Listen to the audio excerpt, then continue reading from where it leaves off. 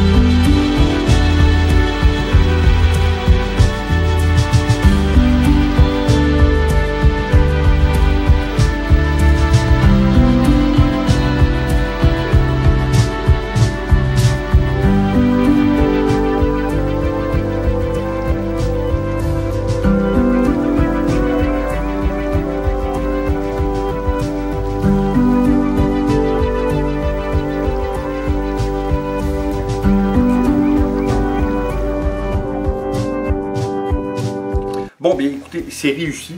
Je ne sais pas si je vous ai dit tantôt, mais moi, je préfère normalement prendre ma ficelle et la tremper un petit peu dans l'eau, enlever l'excédent, puis après la tremper dans la couleur acrylique qu'on choisit. Je suis obligé de vous dire que j'ai essayé les deux façons. Ce qui est supposé, là, la plupart des gens, quand ils font la technique de la ficelle, ils font tremper un petit peu leur ficelle dans l'eau. Je suis obligé de vous dire que pour l'avoir essayé les deux méthodes, c'est-à-dire avec la ficelle sec et humecter un peu d'eau, je préfère de loin la ficelle qui est sec. Et pourtant, si on y va avec la logique, oui, ça faisait du sens que lorsqu'on la trempe un petit peu, il y a plus d'acrylique qui tient sur la ficelle. Et puis, en quelque part, c'était ça qui arrivait. Et pourtant, le résultat fini est beaucoup mieux avec la ficelle qui était sec. Écoutez, c'est subjectif parce que ça dépend toujours de ce que vous recherchez comme finition. Je trouve par contre que le travail que ça fait, c'est excellent, c'est super beau. Puis j'aime aussi juste l'effet de ne pas trop se casser la tête, là, puis de faire du blanc sur noir. Hein?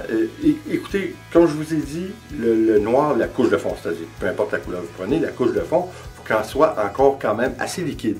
Et je ne l'ai pas mis assez liquide. C'est pas compliqué. Là. Puis si vous auriez vu le surplus d'acrylique que j'avais, ça n'a pas de bon sens. J'ai rentré presque une demi-pinte d'excédent d'acrylique comme d'habitude. Mais encore une fois, c'est très important de la mettre quand même assez liquide pour la couche de fond. Et puis, j'ai essayé aussi deux méthodes pour la ficelle. J'ai essayé avec de l'acrylique sans la diluer aucunement avec de l'eau. J'ai vraiment pas aimé le résultat. Je vous dirais que l'acrylique a tendance à moins adhérer à la couche de fond. Lorsque je l'ai fait avec mon acrylique le blanc, j'ai dilué un petit peu, puis je vous dirais un quart, trois quarts pour l'eau.